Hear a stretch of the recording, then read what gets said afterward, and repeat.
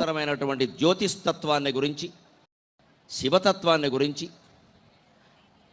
లోకంలా కైలాసంలా కనిపిస్తూ ఉన్నటువంటి ఈ అమరనాథేశ్వర తత్వాన్ని గురించి తెలుసుకుని రాగద్వేషరహితమైనటువంటి మనస్సుతో ఒక జ్యోతిలా వెలుగొందుతూ ఇళ్ళకి వెళదాం అందరూ కూడా. దీపం జ్యోతి పరం బ్రహ్మ దీపం సర్వతమోపకం దీపేన సాధ్యతే సర్వం సంధ్యాదీప నమోస్తుతే. ఈరోజు ఈ 16 రోజులు ఇక్కడ దీపాలు వెలిగించడమే కాకుండా ఇక నుండి ఖచ్చితంగా ప్రతిరోజు సాయంత్రం మన ఇంట్లోనే దేవుడి దగ్గర ఉదయము సాయంత్రము కూడా ఉభయ సంధ్యల్లోనూ దీపాలు వెలిగించి ఆ దీపజ్యోతి ప్రభావంతో బయటి చీకటే కాదు లోపల చీకటిని కూడా రకరకాల భేదభావాలు, ఎక్కువ తక్కువలు, ఆధిపత్య పోరాటాలు, రాగద్వేషాలు మొదలైనవన్నీ మనం పోగొట్టుకోగలిగితే భక్తి టీవీ వారు ఇంత వ్యయ ప్రయాసలు కోర్చి ఈ కార్యక్రమాన్ని నిర్వహించడంలో ఉండే ఉద్దేశం సఫలమవుతుంది. అది సఫలం కావాలి అంటే మనం జ్యోతిస్తత్వాన్ని భౌతికంగానూ మానసికంగానూ ఆధ్యాత్మికంగానూ కూడా అర్థం చేసుకోవాలి. ముందు భౌతికంగా విద్యుత్ దీపానికి మనం పెడుతున్నటువంటి నూనె దీపానికి ఒక ప్రధానమైన తేడా ఉంది. విద్యుత్ దీపం ఎంత కాంతిగా వెలిగినా ఒక బల్బుతో ఇంకో బల్బు వెలిగించలేం మనం. ఒక బల్బు వెలగగానే దాన్ని చేత్తో పట్టుకుని ఇంకో బల్బు వెలిగిస్తే అది వెలక్కపోగా మనం ఏమవుతామో తెలియదు. విద్యుత్ దీపం అది మాత్రమే వెలుగుతుంది. ఇంకో బల్బు వెలగాలంటే ఇంకో చోట పెట్టాల్సిందే, ఇంకో స్విచ్ వేయాల్సిందే, దానికి తగిన ఏర్పాటు చేయాల్సిందే. కానీ ఇక్కడ పెట్టినటువంటి నేతి దీపాలు, నూనె దీపాలు ఏవైనా మీరు చూడండి, ఒక్క దీపం ఉంటే ఆ దీపంతో 1,000,000 దీపాలు వెలిగించవచ్చు. మన సంప్రదాయం అంత గొప్పది. ఆ దీపం పెట్టండి, ఆ దీపం పెట్టండి, ఆ నువ్వుల నూనెతో పెట్టండి, వీలైతే ఆవు నేతితో పెట్టండి అని ఎందుకు చెబుతారు అంటే ముందు భౌతికంగా ఆ నేతి యొక్క శక్తి, ఆ నూనె యొక్క శక్తి ఆ జ్యోతిలో ప్రవేశించి అది మనం కళ్ళతో చూస్తాం కాబట్టి మన కళ్ళ మీద కూడా దాని కాంతి పడి చూపు ప్రభావం పెరుగుతుంది. ఈవేళ పూర్వం 40 ఏళ్ళు వస్తే కానీ చత్వారం వచ్చేది కాదు. చత్వారం అంటేనే 40 అని అర్థం. సంస్కృతంలో చత్వారింశతు అంటే 40. ఆ చత్వారింశతే పలుకుబడిలో చత్వారం అయింది. అందుకే కళ్ళ చూడండి, చత్వారం చూడు, చత్వారం చూడంట. 40 ఏళ్ళు వస్తే కానీ వచ్చేది కాదు. ఇప్పుడు అదృష్టవశాత్తు 4 ఏళ్ల పిల్లలకు కూడా 4 కళ్ళు వస్తున్నాయి శుభ్రంగా. మనం చేర్పించినటువంటి పాఠశాలల మహత్యమాన్ని లక్షల రూపాయలు కట్టాం కదా, చదువు వచ్చినా రాకపోయినా కళ్ళజోళ్ళు వస్తున్నాయి ముందు ఖచ్చితంగా. అందుకని ఈ కళ్ళకి చూపు శక్తి పెరగాలి అంటే ఈ దీపకాంతుల్లో పిల్లల్ని చదివించాలమ్మా. కేవలం భక్తి మాత్రమే కాదు, చదివించవచ్చు. పూర్వం మేమందరం ఇలాంటి దీపాల దగ్గర చదువుకున్న వాళ్ళమే. మా ఊళ్ళో నేను 70 ఏళ్ళలో డిగ్రీ పూర్తి చేసే వరకు మా ఊళ్ళో విద్యుత్ అనేది లేదు. కేవలం నూనె దీపం దగ్గరే చదువుకున్నాం. అనుమానం వెళ్ళా ఆ రోజు ఇక్కడ పెద్దవాళ్ళందరికీ అనుభవంలో ఉన్న విషయాలే చదువుకున్నాం. కళ్ళకి కూడా మంచి కాంతి, ఎంతసేపు చదివినా కూడా ఇబ్బంది కలగదు. అదే విద్యుత్ దీపాలైనా మరో దీపాలైనా ఎంత ఇబ్బందో మనకు తెలుసు. ముందు భౌతికంగా ఈ కాంతి కళ్ళకి మంచిది. ఇక మానసికంగా చూడండి, కార్తీక మాసంలో ఇక్కడ ఇన్ని దీపాల శోభ ప్రతిరోజు కనిపిస్తూ ఉంటే అసలు ఇదే వైకుంఠం, ఇదే కైలాసం, ఇదే స్వర్గం.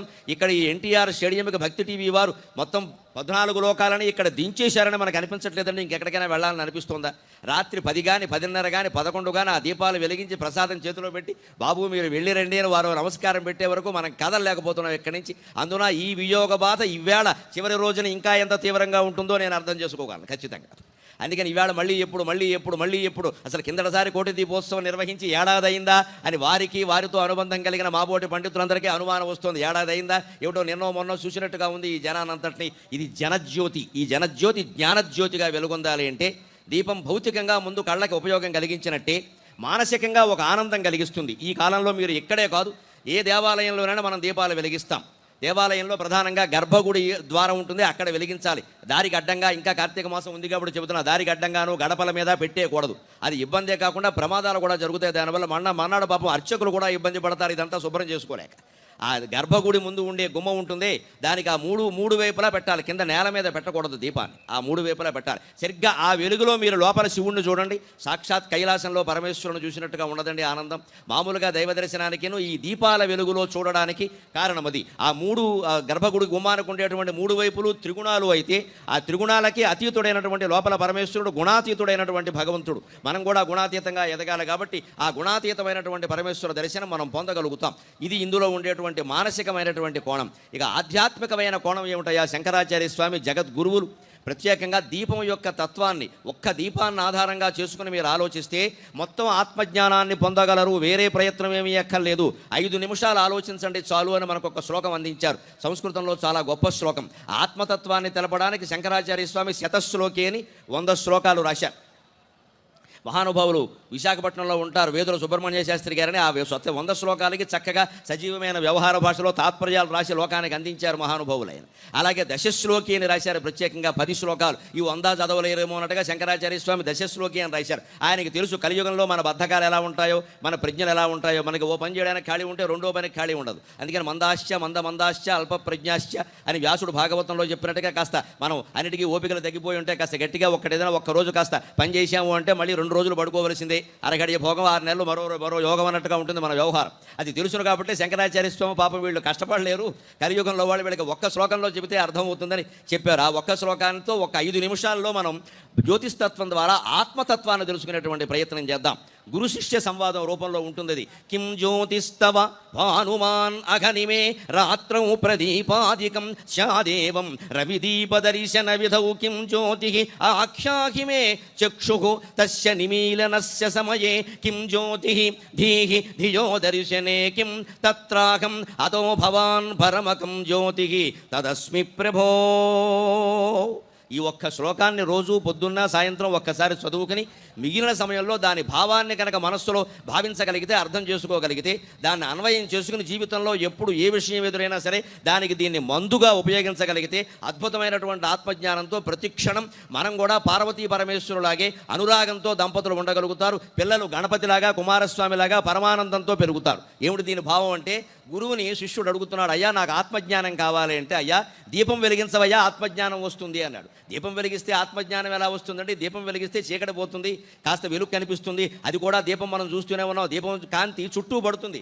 ఏదో విచిత్రమైన విషయం, దానికి కింద పడదు, దానికి దగ్గర పడదు. మహానుభావులు మన ఇంట్లోనే ఉన్నా బయట వాళ్ళందరూ లోకంలో గౌరవిస్తారు, ఇంట్లో వాళ్ళని మామూలుగానే చూస్తారు. ఎందుకంటే ఆయన చాలా మామూలుగా కనపడుతూ ఉంటాడు, వస్త్రం స్నానం చేస్తూ ఉంటాడు, తువాలు కడుతూ ఉంటాడు, తుడుచుకుంటూ ఉంటాడు, మామూలుగా ఉంటాడు, కాఫీ తాగుతూ ఉంటాడు, తిరుగుతూ ఉంటాడు, ఆ మనవాడే కదా అన్నట్టుగా ఉంటుంది. తండ్రి ఎంత జ్ఞానవంతుడైనా కొడుకు ఎలా కనపడతాడంటే ఫీజు కట్టే పేరెంట్లా కనపడతాడు, జ్ఞానవంతుడిలా కనపడ్డాడు. అందుకని తెలుగు మాస్టర్ అబ్బాయి కూడా ఏదైనా సందేహం వస్తే తెలుగు మాస్టర్ స్కూల్లో చెప్పే మాస్టర్ని అడుగుతాడు, కానీ తండ్రిని అడగడు. ఒకవేళ ఎవరైనా నేను తెలుగులో గొప్ప పండితుండేరా అంటే, ఊరుకో నాన్న నువ్వు డబ్బులు కట్టాలంటే మా మిస్ ఉంది కదా అని చెబుతాడు స్పష్టంగా. ఇంతకీ ఈ మిస్సు ఈ మాస్టర్కి శిష్యురాలు కావచ్చు, అది వేరే విషయం, కొడుకు అనవసరం. తండ్రే, ఉపాధ్యాయుడే అలాగే ఉంటాడు లెక్క.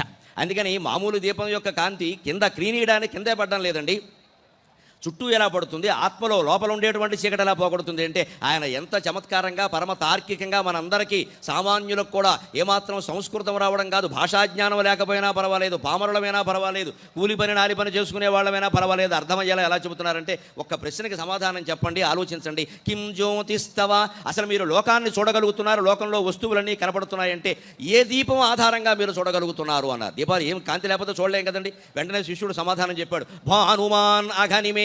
అదేమిటండి, సూర్యుడు వెలుగొందుతున్నాడు కదా, కొన్ని కోట్ల కిలోమీటర్ల దూరంలో ఉన్నా కూడా ఇక్కడికి ఆయన కాంతి పడుతుండబట్టి కదా మేము చూడగలుగుతున్నాం అన్నాడు. బాగుందయ్యా, భానుమాన్ అఘనమే, పగలు సూర్యకాంతి వల్ల చూడగలుగుతున్నాం, మరి రాత్రో అన్నాడు. వెంటనే చంద్రకాంతి అనకూడదు, చంద్రకాంతిలో మనం వస్తువును చూడడం కుదరదండి, చంద్రకాంతిలో వస్తువులు స్పష్టంగా కనపడవు, చంద్రకాంతిలో వంట వండుకుందుకు వీల్లేదు. 100 దీపాలు పెట్టి వంటలు చేస్తేనే వంటలు తినేలా ఉన్నాయా అంటే అనుమానంగా ఉన్నాయి, బయట నుంచి తెప్పించుకుంటున్నాం. ఇక మళ్ళీ చంద్రకాంతిలో వంటలు చేస్తే ఇంకా చెప్పక్కర్లేదు. ఇంకా అందుకని చంద్రకాంతి కేవలం ఆహ్లాదం కలిగిస్తుంది, ఉత్తేజం కలిగిస్తుంది, కానీ మనకి ఉపయోగిస్తుంది భౌతికంగా అని చెప్పలేం. అందుకని రాత్రి ఎలా చూడగలుగుతున్నాం వస్తువులను, ఇదిగో ఇన్ని ఇక్కడ రాత్రి చిమ్మ చీకటి, ఇవాళ కృష్ణపక్షం కూడా వచ్చేసింది, ఇవాళ అప్పుడే పంచమి షష్ఠి వచ్చేసింది, తెల్లారతే షష్ఠి. ఇటువంటి చిమ్మ చీకట్లో కూడా ఈ దీపాల వెలుగులో మనకి అన్నీ కనపడుతూ ఉన్నాయి. అంటే పగలు సూర్యుని వల్ల మనం చూడగలుగుతున్నాం, రాత్రి దీపాల వల్ల మనం చూడగలుగుతున్నాం. అంటే శంకరాచార్య స్వామి గురువు శిష్యుని వెంటనే అడుగుతున్నాడు, బాగుందయా ఆ చక్షు తస్య, దానికి కూడా శాదేవం, అలాగైతే రవిదీప దర్శన విధౌ కిం జ్యోతి, ఆ సూర్యుణ్ణి దీపాలని నువ్వు చూడగలుగుతున్నావంటే కారణం ఏమిటన్నారు. ఆలోచించాల తర్కం అంటే అది. సూర్యుడు ఎలా కనపడుతున్నాడు మనకి, కళ్ళు లేని వాడికి సూర్యుడు కనపడతాడా? ఇక్కడ ఇన్ని దీపాలు వెలుగుతూ ఉండొచ్చు, ఎవరైనా పొరపాటున దురదృష్టవశాత్తు అంధులు ఉంటే వాళ్ళు ఏమంటారు, దీపాలు బాగున్నాయా, నా తరఫున దీపాలకు మీరు కూడా దండం పెట్టండి, వచ్చే జన్మలోనైనా ఈ అంధయోగం పోయి మనకి జ్యోతులు కనపడతాయి, ఏమిటో గుడ్డివాడిని అయిపోయాను, గుడ్డివాడిని అయిపోయాను, ఎన్ని శస్త్రచికిత్సలు చేయించుకున్నా నాకు కళ్ళు రాలేదు, ఈ దీపకాంతులు పొరపాటున మనసులో ఊహించుకుంటేనైనా కళ్ళు వస్తాయేమో అని ఇక్కడికి వచ్చాను అనుకుంటూ ఉంటాడే. మరి ఆయనకి ఎలా కనపడుతున్నాయండి, కళ్ళు లేకపోతే ఏం కనపడవు కదా, దీపాలున్నా సూర్యుడు కనపడాలన్నా కళ్ళు ఉండాలి. అందుకని శిష్యుడు ఏమన్నాడు అంటే, సూర్యుడు దీపాలు నీకు కనపడడానికి ఉపయోగపడే జ్యోతి ఏదయ్యా అంటే చక్షుహు. అదేమిటండి, కనపడుతూనే ఉంది కదా గురువు గారు, 2 కళ్ళు ఉన్నాయి కదండి అన్నాడు. బాగుందయ్యా, అయితే ఒక ప్రశ్న మనమంతా ఆలోచించాల్సిన విషయం, కళ్ళు ఉండబట్టి అన్నీ కనపడుతున్నాయి అంటున్నాం కదా, తస్య నిమీలనస్య సమయే కిం ఆఖ్యాగిమే, వాటిని మూసుకున్నప్పుడు కూడా నీకు మనస్సులో కొన్ని దృశ్యాలు కనపడుతున్నాయా, కలలు కంటున్నావు కదా, ఏవో ఊహించుకుంటున్నావు కదా, ఆ ఊహలో ఏవో శరీరాలన్నీ కనపడుతున్నాయి కదా, సింహాసనాలు అన్నీ కనపడుతున్నాయి కదా, జంతువులు చెట్లు చేమలు పుట్టలు అన్నీ కనపడుతున్నాయి కదా, మరి కళ్ళు మూస్తే వస్తువులు ఎలా కనపడుతున్నాయా అంటే ధీహి అన్నాడు చాలా తెలివిగా. నిజమేనండి, మనస్సు ఉంది కదా, దాన్నే బుద్ధి అంటాం కదా. మరి మనస్సు ఉన్నప్పుడు మనస్సు పగలు చూసిన వస్తువుల్ని లోపల గుర్తుపెట్టుకుని మళ్ళీ మన కళ్ళు మూసుకున్నాడు చూపిస్తుంది కదా. సోలార్ బల్బులు అంటాం చూడండి మనం, అవి ఏం చేస్తే పగలు సోలార్ ప్యానల్స్ పళ్ళాల్లో ఉంటాయి, పెద్ద పెద్ద పళ్ళాల్లాగా, అవి సూర్యకాంతిని సంగ్రహించి మనకి రాత్రి దీపం వెలిగేలా చేస్తున్నాయి కదా. అలాగే మన మనస్సు కూడా పగలు కళ్ళల్లో ఉంటుందండి, రాత్రి మన కంఠంలో ఉంటుందండి కలగనేటప్పుడు మనస్సు. అలా గాఢ సుషుప్తిలో ఉన్నప్పుడు, గాఢ నిద్రలో ఉన్నప్పుడు హృదయంలో ఉంటుందండి ఖచ్చితంగా. పగలు కంఠంలో కళ్ళల్లో ఉంటుంది కాబట్టి మనం అన్నిటికీ మనస్సు మనకి తారుమారు చేసి అందిస్తుంది. మనం చూస్తున్న వస్తువులు మనుషులన్నీ తిరగేసి కనపడతాయి మనకు ఖచ్చితంగా, కంటిపాపు మీద రెటీనా మీద తిరగేసి పడతాయి. మన మనస్సు వాటిని మళ్ళీ సరిచేసి మనకు అందిస్తుంది, లేకపోతే అందదు. అందుకని మనస్సు లేకపోతే మనకి ఏది అర్థం కాదు, పొగల కళ్ళు. అలాగే రాత్రి కలగనేటప్పుడు కంఠం దగ్గర ఉంటుంది మనస్సు, దానికి నిదర్శనం ఏమిటంటే అందుకే కలగనేటప్పుడు మనం ఎంత అరుద్దామని ప్రయత్నించినా వీలు కాదు, ఎందుకంటే కంఠంలో ఉంది మనస్సు అడ్డంగా, మాట అక్కడి నుంచే రావాలి. కలగంటున్న మనస్సు అక్కడే ఉంది అంటే ట్రాఫిక్ జామ్ అయిందని అర్థం అనమాట. అక్కడి నుంచి మనస్సు పలికేటువంటి సమస్య లేదు, అందుకని అక్కడ ఆగిపోయింది. అందుకని కలగంటున్నప్పుడు కంఠంలో ఉంటుంది మనస్సు అన్నారు. అందుకని ఇలాంటప్పుడు మరి కళ్ళతో చూడడం సాధ్యం కాదు కదా. అయినా కళ్ళు మూసుకున్నా కూడా తస్య నిమీలనస్య సమయే కిం, ఆ కళ్ళు మూసుకున్నప్పుడు నీకు ఎలా కనపడుతుందో ఈ ప్రపంచం. కిం జ్యోతికి ఆఖ్యాకిమే అంటే మనస్సు అన్నారు. ధియో దర్శనే కిం, ఆ మనస్సు కూడా లేని స్థితి ఒకటి ఉందండి మనకు తెలుసండి బాగా. మనస్సు కూడా లేని స్థితి అంటే గాఢ సుషుప్తి, కళలు కూడా కనకుండా నిద్రపోతాం చూడండి. ఒళ్ళు మరిచి నిద్రపోయాం, ఆద మరిచి నిద్రపోయాం అంటాం. ఆద అంటే తెలుగులో ఒళ్ళు శరీరం అని అర్థం, అందుకే ఆదమరిచి అంటారు. ఆదమరిచి నిద్రపోయామన్నారు. అప్పుడు ఏమయ్యా ఒళ్ళు మరిచి నిద్రపోయామన్నాం కదా, మరి ఆ ఒళ్ళు మరిచి నిద్రపోయిన దాన్ని చూసిన వాడు ఎవడండి? ఎవడు చూడకపోతే పొద్దున్న ఎవరు చెబుతున్నారండి ఈ విషయాన్ని? ఎవరో ఒకరు చూసి ఉండాలి కదా. అంటే మనస్సు కంటే భిన్నంగా ఓ గొప్ప వెలుగేదో లోపల వెలుగుతూ ఉండాలి కదా అని చెప్పి, అప్పుడు బుద్ధి కూడా మనస్సు కూడా పనిచేయనప్పుడు మనం దేని ద్వారా చూస్తున్నామంటే తత్ర అహం, అక్కడ నేను అనే ఒక స్ఫురణ తప్పితే ఇంకేం లేదండి. అందుకే ఆ చూసిన వాడు పొద్దున్నే లేచి నేను హాయిగా పడుకున్నా, ఆనందంగా ఉన్నా. ఆ హాయిగా పడుకున్నప్పుడు కల కూడా లేదు కదా, శరీరం ఎక్కడుందో మనకు తెలియదు కదా, మనస్సు లేనే లేదు కదా. మరి హాయిగా పడుకున్నా అంటున్నవాడు ఎవడండి అంటే వాడు నేనేనండి, ఇంకెవరూ లేరండి. తత్రాహం అంటే అదో పరమకం భవాన్ జ్యోతి, అందువల్ల నువ్వే అన్నిటికంటే గొప్ప వెలుగయ్యా.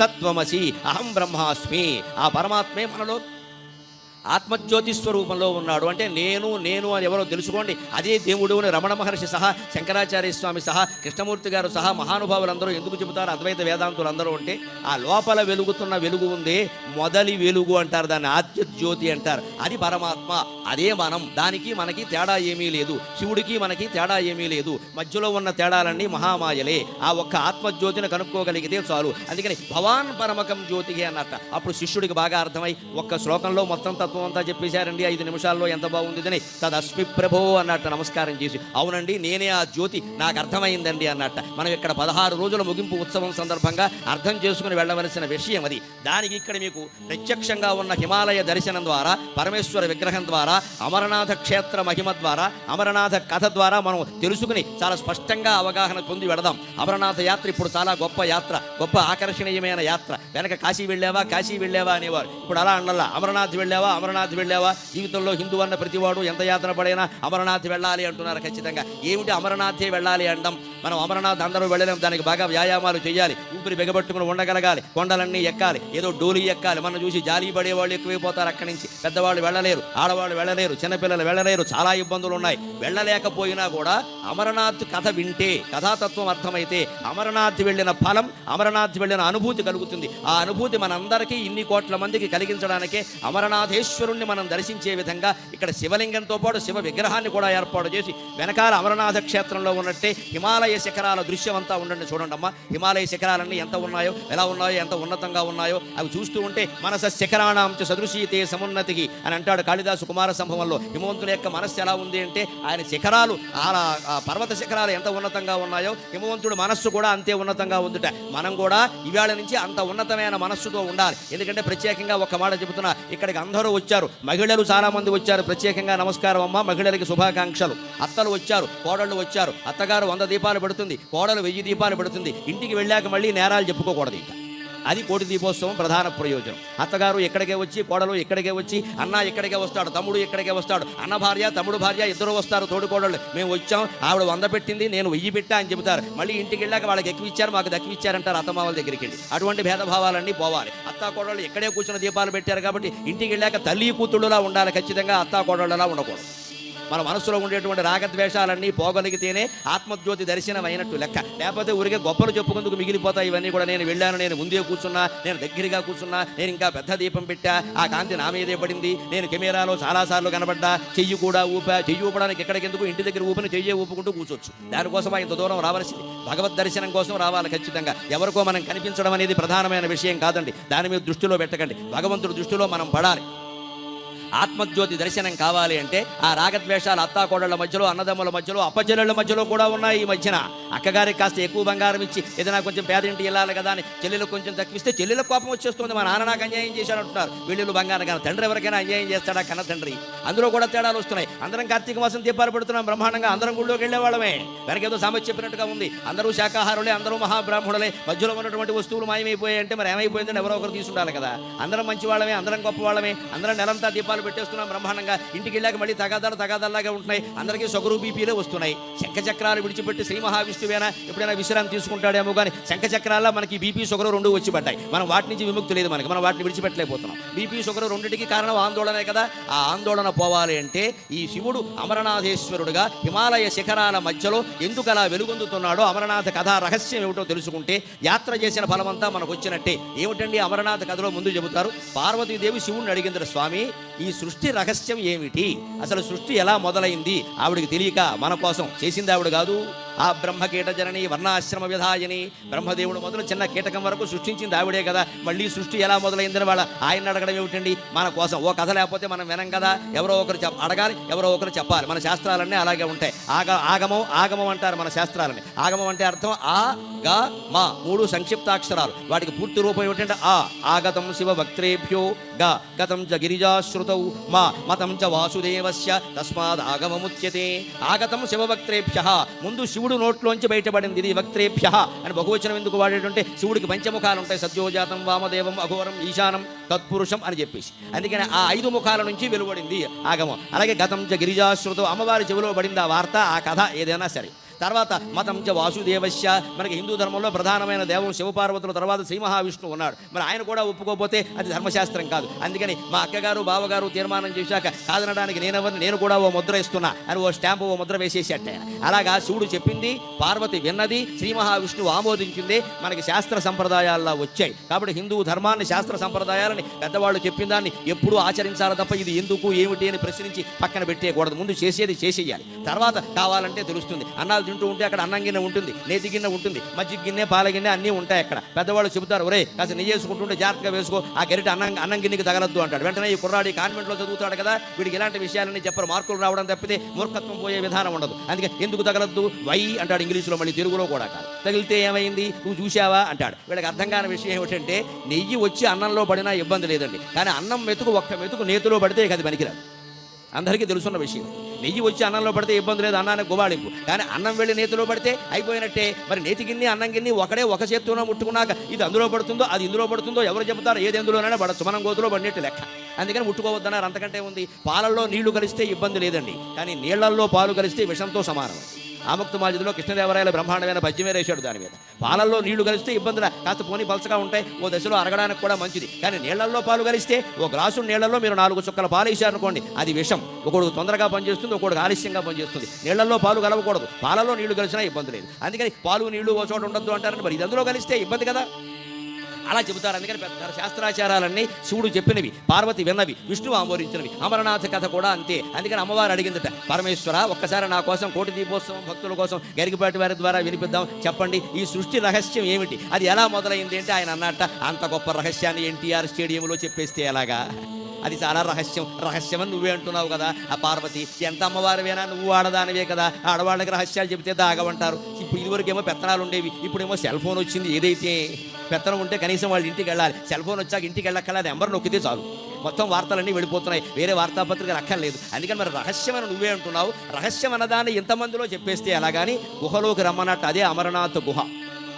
గుహలోకి రా అన్నాడు. అమ్మవారు వెళ్ళింది. భార్యాభర్తలు ఇద్దరు గుహలోకి వెళుతుంటే చిత్రం గమనించండి కథ. ఆ యాత్రలో పహలేగావ్ అని ముందు ఒక గ్రామం వస్తుంది. పహలేగావ్ మొదటి మజిలీ.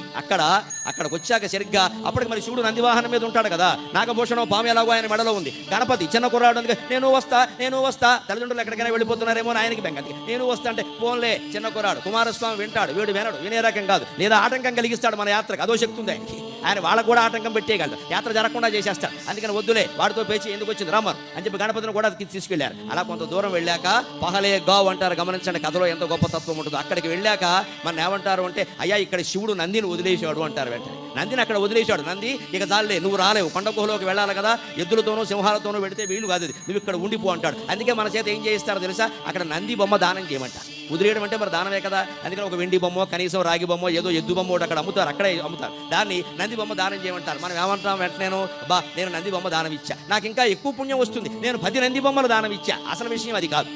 నువ్వు ధర పెంచడాన్ని బట్టి పుణ్యాలు రావు. నందిని వదిలేయమంటే అర్థం ఏమిటండి, నంది శివుడికి వాహనం. మనం కూడా కార్లు, పల్లకీలు, ఏసీ కార్లు మొదలైనవన్నీ ఉన్నాయే. వ్యామోహాలు బాగా పెంచుకున్నావు. ముందు బండి అన్నావు. 10వ తరగతి వాడికి కూడా బండి కావాలి, లేదా కాలేజీకి వెళ్ళి వేళ. ఒక బండి కాదు, ఇద్దరు ఉంటే 2 బళ్ళు కావాలి. ఆ పైన మళ్ళీ కారు కావాలి. దంపతులిద్దరికి చెరో కారు కావాలి. ఈ కార్ల మీద వ్యామోహాన్ని వదిలేయండి. ముందు సృష్టి రహస్యం అర్థం కావాలి, ఆత్మజ్ఞానం పొందాలి, ప్రశాంతంగా ఉండాలి అంటే వాహనాల మీద వ్యామోహం వదిలేయాలి. ఉండకూడదని కాదు. ఇక దాని గురించిన తాపత్రయం, అదేదో 5 లక్షల కారు ఉంటే చాలు. లేదు, పక్కింటి వాళ్ళు 20 లక్షలు పెట్టుకున్నారు, మనం అలా కొనాలి. పక్కింట్లో పెడతామా కారు పెట్టుకుంటే మన ఇంట్లోనే పెట్టుకోవాలిగా. ఇందులో ఏమైనా రూపాయి బ్యాంకులోనూ వాడు ఏమైనా కడతాడా, మనమే కట్టుకోవాలి కదా. తోడుకోడలతోనో ఆడపడుతోనో పూలికి దేనికండి ఇన్ని దీపాలు పెట్టిన తర్వాత. అందుకని కార్ల మీద వ్యామోహం వదిలేయాలి తప్ప నంది బొమ్మను దానం ఇస్తే ఏం కలిసి రాదు. దాని తత్వం అది ఊరికే ప్రతీక. అక్కడి నుంచి నంది వదిలేశాడు ఆయన. బాగుంది, నందీశ్వరుడు వెనక్కి వెళ్ళాడు. ఇంకా సృష్టి రహస్యం చెప్పాలా, ఇప్పుడు చెబుతాను పార్వతి కంగారు పడకన్నాడు. అలా చెప్తే అలాగా అంత గొప్ప విషయం. కొంచెం ముందుకు వెళ్ళారు. వెళ్ళాక ఏమేమి తెలుసా, అక్కడ సరిగ్గా చందన్వాడి అని ఒకటి ఉంటుంది అమరనాథ్ యాత్రలో. చందన్వాడి అంటారు ఆ ప్రాంతాన్ని. అక్కడ వెంటనే మనం తీసుకెళ్ళిన వాళ్ళు ఏం చెబుతారంటే, ఇక్కడ చంద్రుడు బొమ్మ దానం ఇయ్యాలండి అని చెబుతారు. ఎందుకుట, శివుడు అక్కడ చంద్రుడిని వదిలేశాడు. చంద్రుడిని వదిలేశారంటే అర్థం ఏమిటి, ఆభరణం. చంద్రుడు శివుడికి ఆభరణం. శశిరేఖ ఆభరణంగా కలిగిన వాడు చంద్రశేఖరుడు, శశిశేఖరుడు అంటారు స్వామిని. ఆభరణం వదిలేశారంటే అర్థం ఏమిటమ్మా, మనం కూడా క్రమంగా వయస్సు పెరుగుతున్న కొద్దీ ఆభరణాల మీద వ్యామోహం వదిలేయాలి. ఆభరణాలు పెంచుకోవడం బాగా ఇంకా పెట్టుకోవడం ఇవాళ ప్రాణం మీద కూడా వస్తుంది. అక్కడి నుంచి గిల్టు నగలు పెట్టుకుంటారు. గిల్టు నగలో అసలు నగలో కొట్టేసేవాడికి తెలియదుగా. అందుకని వాడు ఎలాగో లాగేస్తాడు. గిల్టు నగలు పెట్టుకున్న వాళ్ళు ఏం చేయాలి, మెళ్ళ ఓ బోర్డు పెట్టుకోవాలి. ఇవి అసలు నగలు కావు అని బోర్డు కూడా పెట్టుకోవాలి. అప్పుడు వాళ్ళు లాగడు. కానీ ఇంకా అలాంటి బోర్డు పెట్టుకుంటే ఎవరూ చూడరు, ఆక్షేపిస్తారు. జీవితం అంటే ఇంతే, కోరికలు పెంచుకున్న కొద్దీ ఈ మాయలో పడిపోవడమే. అందుకని ఆభరణాల మీద కాంక్ష వదిలేయి. ఇవాళ కాస్త స్థూలకాయాలు కూడా పెరుగుతున్న దృష్ట్యా ఆభరణాలు కూడా బరువే కదా. మన శరీరం మనకే బరువుగా ఉంది, ఇంకా ఈ ఆభరణాలు దేనికి పనిలేక. అందుకని అసలందం అనేది ఒకటి ఉంటే సరిపోయింది కదా, మిగిలినవన్నీ దేనికి. అసలైనటువంటి ఆభరణం యావత్తు స్త్రీ జాతికి మంగళసూత్రం మాత్రమే ఆభరణం అమ్మ. ఎట్టి పరిస్థితుల్లో వదలకూడదు. 24 గంటలు 365 రోజులు జీవితాంతము ధరించవలసింది మంగళసూత్రం ఒక్కటే. కోటి దీపాల్లో పాల్గొన్నటువంటి ప్రతి స్త్రీ కూడా నిత్యం మంగళసూత్రాన్ని అలాగే ధరించండి. ఫ్యాషన్ పేరు మీద వేరే గొలుసులు ధరించవద్దండి. కోటి దీపాల ప్రయోజనం అది కాదండి. మేము భక్తి టీవీ వారి కార్యక్రమంలో పాల్గొన్నాం. మేము సంప్రదాయమైన పద్ధతిలో ఉంటాం. ఎట్టి పరిస్థితుల్లో మా మంగళసూత్రమే మాకు జగన్మంగళ సూత్రం, శివపార్వతుల యొక్క ఆశీర్వాద సూత్రం. అది వేద సూత్రంతో లెక్కైనటువంటి విషయం అని సగర్వంగా చెప్పండి అమ్మా. ఆ మంగళసూత్రం ఒక్కటి ఉంటే చాలు. శివుడు విషం దాగినా సరే ఎందుకు జీవించి ఉన్నాడు అంటే పార్వతీదేవి యొక్క మంగళసూత్రం మహిమ, తాటంకముల మహిమ అని చెప్పారు. ఆ మంగళసూత్రము ఎంతమంది నమ్మినదో అన్నాడు పోతన్న గారు. అదంత గొప్పది. ఆభరణం ఉంటే చాలు, మిగిలిన వక్కల. అందుకని క్రమంగా ఆడవాళ్ళు మగవాళ్ళు కూడా ఆభరణాల మీద వ్యామోహం తగ్గించుకోవాలి. ముందు కార్ల మీద వ్యామోహం తగ్గింది. మనం సొంత కారు కొనుక్కుంటే ఒకటి చాలు. సొంత కారు కూడా లేని వాళ్ళు ఒకటి చేయాలి, ఇబ్బంది లేకుండా. ఇప్పుడు అవసరమైతే అప్పుడు కారు పిలిస్తే గంటకు 200 ఇస్తే కారు కూడా వస్తాడు హైదరాబాద్లో. ఇంకా రాజమండ్రి కాకినాడ అయితే కొంచెం తక్కువ కూడాను. ఓ 4 గంటలు వాడుకుని ఓ 1000 రూపాయలు వాడు చేతిలో పెడితే శుభ్రంగా అయిపోయిందండి. శనగలు తిన్నాను, చేతులు కొడుకున్నా, ఓ పని అయిపోయింది. అందుకని మనం సొంత కారు పెట్టామనుకో, దానికి 10 లక్షలు పెట్టుబడి, బ్యాంకులోను ఎప్పుడు కట్టుకుంటూ ఉండడం, కట్టలేకపోతే ఇబ్బంది. దాని అపార్ట్మెంట్లో కింద పెట్టడం, ఆడుకునే పిల్లలు ఎవరో బంతి వేశారన్న అయిపోతే ఏం చేస్తాడు, వాడి బుద్ధి వాడిది. నీ కారు కంటే వాడు బంతి ముఖ్యం. అక్కడి నుంచి గీత పడిందన్నాం, వాళ్ళతో తగాదా పెట్టుకోవడం. ఈ కారు యజమాని తొడవడు, యజమానురాలు తొడవదు. మరి ఎవరు తొడవకపోతే కారు పాడైపోతుంది. ఎక్కేటప్పుడు కానీ కనపడదు. అప్పుడు పట్టు చీర కట్టుకున్న కారు తుడిస్తే ఇబ్బంది. ఇన్ని ఉండబట్టే వదిలేయి, వాహనాలు వదిలేయి, ఆ వ్యామోహం వదిలేయి. సొంత కారు అవసరం లేదు, ఎప్పుడు కావాలంటే అప్పుడు తెప్పించుకో, హాయిగా వాడుకో అన్నారు. రెండవది చందనవాడి వెళ్ళగానే చంద్రుడిని వదిలేశాడంటే అర్థం ఏమిటి, ఆభరణాల మీద వ్యామోహం వదిలేయాలి. ఉన్న ఆభరణాలన్నీ ఎక్కడో పరాయమని కాదు, అక్కడ ఆభరణాల సౌభాగ్యం ఉండవలసిందే, కానీ వ్యామోహాన్ని వదిలేయాలి. అలా ఆభరణాల మీద వ్యామోహం వదిలేసిన తర్వాత మూడవ మెట్టు చూడండి, చందనవాడి అంటే అర్థం అది. అక్కడ మనకేదో చంద్రుడు బొమ్మ ఒకటి ఇస్తారు, వెండిది రేకు దానం ఇవ్వమని చెబుతారు, దాని అర్థం అది. చంద్రుడు రేకును దానం ఇచ్చినంత మాత్రాన వచ్చేది లేదు, ఆ దానం పొందిన వాడికి ఏమన్నా దానివల్ల కలిసి రావచ్చు, అందుకని మనకు కలిసి వచ్చేది ఏం లేదు, దాని తత్వం ఇది. ఇంకొంచెం ముందుకు వెళ్ళిన వెంటనే చూడండి ఆశ్చర్యంగా గణేష్ చౌక్ అంటారు ఒక ప్రాంతాన్ని. అక్కడికి వచ్చాక అన్నట్టయినా గణపతిని పిలిచి, ఒరే అబ్బాయి నువ్వు వచ్చావు కానీ గుహలో గడుతున్నావురా అమ్మా, నేను నీకు కొంచెం స్థూలకాయం కదా, పొట్ట కూడా ఎక్కువరా, నువ్వు అందులో పట్టవు, నా మాట విని ఉండిపో అమ్మా అన్నాడు. అంచేది ఎంతైనా తల్లిదండ్రులు అలా ఏకాంతంగా గడుపుతా ఉంటే పెద్దవాళ్ళైన పిల్లలు కాస్త అర్థం చేసుకుంటారు. అందుకని గణపతి కూడా ఏ ముఖాన్ని ఉన్నాడు, ఏనుగు ముఖానే ఉన్నాడుగా, అర్థం చేసుకుని పోన్లే నాన్నగారు చెబుతున్నారు. ఇదివరకు ఒకసారి నాన్నగారు చెప్పింది కాదన్నందుకే తలకాయ ఎగిరిపోయింది, ఏనుగు ముఖం వచ్చింది, మళ్ళీ ఇప్పుడు కాదంటే ఏం కూడా వస్తుందో అని అలాగే నాన్నగారిని ఆగిపోయాడు. అక్కడ సరిగ్గా చూడండి గణపతి బొమ్మ దానం చేయమంటారు మీరు యాత్రకెడితే. గణపతి బొమ్మ, వెండి గణపతి కానీ రాగి గణపతి కానీ దానం చేయమంటారు. మనం ఏం చేస్తాం, ఒకటేమిటి 4 గణపతి బొమ్మలు నలుగురికి దానం ఇచ్చేసి నేను 4 ఇచ్చా నాకు బోళ్ళు పుణ్యం, దాని అర్థం అది కాదమ్మా. గణపతిని వదిలేశాడు అంటే అర్థం పుత్రుల మీద వ్యామోహాన్ని వదిలేయండి, పుత్రికల మీద వ్యామోహాన్ని వదిలేయండి అని అర్థం. అది మనం చేస్తున్నామా లెక్క. 18 ఏళ్ళు దాటిన తర్వాత పుత్రం మిత్రవదాచరేత్ అన్నారు ఖచ్చితంగా శాస్త్రంలో. పిల్లల్ని ఎలా పెంచాలి అంటే దైవవత్ పంచవర్షేషు దశవర్షేషు దాసవత్ ప్రాప్తేతు షోడశే వర్షే పుత్రం మిత్రవదాచరేత్. ఏ ఆధునిక మనస్తత్వ శాస్త్రము సరిపోని విధంగా మన ప్రాచీన ధర్మశాస్త్రం చెప్పింది. ఎన్ని లక్షల ఏళ్లకైనా ఇది వర్తిస్తుందండి. 5 ఏళ్ళు దాటే వరకు ఆడపిల్లైనా మగపిల్లడైనా సమానంగా చూడాలి, అంతేకాదు దేవుళ్ళ చూడాలి. దైవవత్ పంచవర్షేషు, వాళ్ళకి అన్ని సేవలు చేయాలి, మనం వాళ్ళు చేసుకోలేరు, అందుకని మనం చెయ్యాలి. దేవుడికి చేస్తున్నాం, పిల్లాడికి స్నానం చేస్తున్నాం అంటే శివుడికి అభిషేకం చేస్తున్నాం, పిల్లాడికి బట్టలు తొడుగుతున్నాం అంటే అమ్మవారికి చీర పెడుతున్నాం, కుచ్చళ్ళు చుడుతున్నాం అనుకుని చెయ్యాలి అక్కడ. అలాగే ఆడపిల్లకి జడలో పువ్వులు పెడుతున్నాం, ఇప్పుడు పెట్టడం మానేశారులేండి, ఆ సౌకర్యాలు ఏం లేవు అటువంటి. అందుకని ఒకవేళ పెడితే ఎవరైనా పుణ్యాత్ములుండి అమ్మాయి శిఖలో కాస్త పువ్వులు పెడితే అమ్మవారి శిరస్సు మీద చెంపకాశోక పున్నాక సౌగంధికల సత్కచ అని పువ్వులు పెడుతున్నాం అనుకుని చేయాలమ్మా, అప్పుడు అమ్మవారికి చేసినట్టే ఉంటుంది. బాలా పూజ అంటారు, మనకు సంప్రదాయం కూడా ఉంది, అందుకని అలా చేయాలి. అలాగే కొంత ఎదిగాడు, దశవర్షేషు దాసవత్ అన్నారు. అంటే అర్థం ఏమిటండి, సరిగ్గా తర్వాత 10 ఏళ్ళు అంటే 6వ ఏడు నుంచి 16వ ఏడు వరకు దాసవత్ సేవకుల్లా చూడమన్నారు. ఈవేళ చాలా అవసరమైన విషయం. చాలామంది తల్లిదండ్రులు తెలియక ఆ సమయంలో గారాబం చేస్తున్నారు. వాడు చదువుకుంటున్నాడు, వాడికి ఒక గది ఉండాలి ప్రత్యేకంగా, వాడికి ఒక ఫోన్ ఉండాలి, వాడిని ఎవరు ఇబ్బంది పెట్టకండి అంటారా? లేదమ్మా, ఖచ్చితంగా పిల్లల చేత పనులు చేయించాలి, బ్యాంకుకు కూడా పంపించాలి, అవసరమైతే వాడు చేస్తాడు, చలానా రాస్తాడు, డబ్బు కడతాడు, డబ్బు తెస్తాడు, అలవాటు చేయాలి. అలాగే కిరాణం కొట్టుకు పంపించాలి, ఫ్యాన్సీ కొట్టుకు పంపించాలి, ఇంట్లో పనులు చేయించాలి. అప్పుడు దశవర్షేషు దాసవత్, అమ్మా నాన్నలకు సేవ చేయడం చాలా ముఖ్యం అనిపిస్తుంది వెంటనే. ఆ తర్వాత చూడండి శాస్త్రం ఎంత గొప్పదో. 5 ఏళ్ల వరకు పిల్లల్ని దేవుళ్ళ చూడండి, తర్వాత 10 ఏళ్ళు సేవకుల్లా చూడండి అని చెప్పిన శాస్త్రం. వాళ్ళకి 16 లేదా ఇప్పటి లెక్కల్లో ఓటు హక్కు 18, మైనార్టీ తీరిపోవడం. 18 ఏళ్ళు రాగానే ఏం చేయమన్నారండి, ప్రాప్తేతు షోడశే వర్షే పుత్రం మిత్రవదాచరేత్. అమ్మాయిని కానీ అబ్బాయిని కానీ స్నేహితుల్లా చూడమన్నారు. అంటే స్నేహితులు ఏదైనా మనకి స్నేహం ఉంటే మంచి మాటలు చెబుతాం, విన్నారా మంచిది, వినకపోతే ఏం చేస్తాం, పెద్దవాళ్ళు వింటారేమిటో వదిలేస్తాం స్నేహితుల్ని. అలాగే పిల్లల విషయంలో కూడా బంధం తగ్గించుకోమన్నారు ఖచ్చితంగా. అందుకే సరిగ్గా ఆయనకి 18 ఏళ్ళు దాటే గణపతికి కూడా మైనార్టీ తీరింది, వదిలేశాడు. అది విషయం.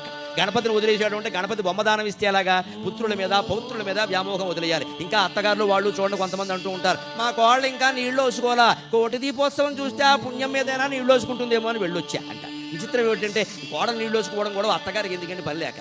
ఇప్పుడు ఈ వంశం వృద్ధి మనది ఏమైనా సూర్యవంశమా రఘువంశమా? ఇప్పుడు ఇది వృద్ధి చెందడం కూడా మనకి దేనికి? మన ఆత్మజ్ఞానం ఏదో మనం చూసుకోక అత్తగారు స్థాయికి వచ్చాం, 60 ఏళ్ళు వచ్చాయి అంటే నేనెవరని ఆలోచించి ఆత్మజ్ఞానం పొందాలి. కానీ ఇంకా నేను అత్తగారిని కోడల మీద పెత్తనం చేయాలి, ఇది వరకు మా అత్తగారు చేసింది, ఇప్పుడు నేను చేయకపోతే అలాగా, ఈ ఆలోచనతో ఉంటే కార్తీక మాసాలు 100 మాసాలు వస్తే మాత్రం కోటి దీపాలు కాదు 100 దీపాలు పెడితే మాత్రం మనస్సులో ఉండే చీకట్లు పోతాయా ఎప్పటికైనా? అసలు కథాతత్వాన్ని అర్థం చేసుకోవాలని అందుకని అక్కడ పెట్టారు. సరిగ్గా గణేశుని వదిలేయడం అంటే పుత్ర వ్యామోహం, పౌత్ర వ్యామోహం. వాళ్ళు కలిగారు, వీళ్ళు కలగలేదు. ఆ మాట కూడా పొరపాటు మాట్లాడతాం మనం. మా కోడలు నీళ్ళు వేసుకుందంట, నీళ్ళు వేసుకోవడం కాదండి ఆ మాట. నీళ్ళు వేసుకోవడం అంటే ప్రత్యేకంగా గర్భం ధరించగానే ప్రత్యేకంగా నీళ్ళు ఏం పోసుకోరు. అది అసలు మాట ఏమిటంటే నీరు మోసుకోవడం. ఆవిడ గర్భంలో ఉమ్మనీరు ప్రవేశిస్తుంది, ఆ ఉమ్మనీటిలోనే శిశువు తేలుతూ ఉంటాడు, క్షీరసాగరంలో శ్రీ మహావిష్ణువులాగా. అందుకని నీరు మోసుకోవడం అనే మాట పలుకుబడిలో నీళ్ళు వేసుకోవడం అయింది. అందుకని ఆ నీళ్ళు వేసుకోవడం గొడవ, మళ్ళీ మనవలు పుట్టడం, మనవరాలు పుట్టడం, ఆడపిల్ల పుట్టిందా మగపిల్లాడు పుట్టడం, ఇవి మనకు అనవసరమైన వ్యవహారం. ఈ బంధాలు తగ్గించుకుంటే ఎంత ఆనందంగా ఉంటామండి. ఇక చివరి మాట చూడండి, ఆ గుహ దగ్గరికి వెళ్ళిపోయారు పార్వతీ పరమేశ్వరులు ఇద్దరు. ఇంకా వాళ్ళ దగ్గర ఉన్నది ఏమిటో తెలుసా? పరాయి వస్తువు పాము, నాగాభరణం ఉందండి మెడలో, వాసుకు ఉన్నాడు. అందుకని వెంటనే ఆ పామును కూడా అక్కడ వదిలేశాడు. అందుకే ఆ ప్రాంతాన్ని శేషనాగ్ అంటారు. ఖచ్చితంగా పావును వదిలేశారంటే అర్థం మన చేత పాము బొమ్మ దానం చేయిస్తారు. మనం వెండి బొమ్మలు దానం చేసినా వచ్చేది ఏం. పావును వదిలేయడం అంటే భయాన్ని వదిలేయడం. జీవితంలో పుత్రుల మీద వ్యామోహం తగ్గినా, ఆభరణాల మీద వ్యామోహం తగ్గినా, ధనకనక వస్తు వాహనాల మీద వ్యామోహం తగ్గినా, మనస్సులో ఉండే భయం కనుక పోకపోతే ముక్తి పొందే సమస్య లేదు, ఆత్మజ్ఞానం వచ్చే సమస్య లేదు. భయం ఎందుకు కలుగుతోంది? ద్వితీయాద్వైభయం భవతి అన్యోసావన్యోకమస్మీతి నసవేద యథా పశురితి ద్వితీయాద్వైభయం భవతి. అని రెండవది ఉంది అనుకోవడం వల్ల భయం వస్తుంది. ఉన్నది ఒకే ఒక పదార్థం సృష్టి అంతా, అదే పరమశివుడు, అదే ఇక్కడ మనకి శివుడు రూపంలో, అక్కడ శివలింగం రూపంలో. అంతేకాదండి, ముగింపు ఉత్సవానికి చరమగీతంగా ఒక మాట చెబుతున్నా, అక్కడ శివుడు మాత్రమే దేవుడు కాదు, అక్కడ శివలింగం మాత్రమే దేవుడు కాదు, ఇక్కడ కూర్చున్న సమస్త ప్రజా సముదాయం, చరాచర వస్తు సముదాయం కూడా శివస్వరూపమే. మనం శివుడే ఇక్కడికి వచ్చాడు, శివుడే శివుడిని ఆరాధిస్తున్నాడు, శివుడే శివుడిని చూస్తున్నాడు, శివుడే నడిపిస్తున్నాడు, శివుడే మాట్లాడుతున్నాడు, శివుడే వింటున్నాడు, శివుడే ఇవాళ ఇంటికి వెళుతున్నాడు, ఇంటికి వెళ్ళేది శివుడు, ఇంటి దగ్గర ఉన్నా కూడా శివుడే. ఇక్కడ ఉన్న ప్రతి జీవి, చరాచర జీవరాశులన్నీ మనమే కాదు, ఇక్కడ అనుకోకుండా చేరినటువంటి చీమలు దోమలు ఏమైనా ఉంటే అవి కూడా పరమపుణ్యాన్ని పొంది శివుల్లో ఐక్యమైపోతాయి ఖచ్చితంగా. ఆ ఆత్మైక్య భావనతో మనం వెళ్ళాలి, ఏకాత్మ భావనతో. అందుకని ఆయన చివరిలో అమరనాథ్ గుహకి ముందు ఆ నాగాభరణం కూడా వదిలేశాడు. నాగాభరణం అంటే అది భయానికి సంకేతం. పావు భయాన్ని వదిలేయి, అనవసరంగా భయపడకు, భయాన్ని మించిన బలహీనత లేదన్నాడు వివేకానందుడు. అప్పుడేం జరిగిందో గమ్మత్తైన విషయం చూడండి.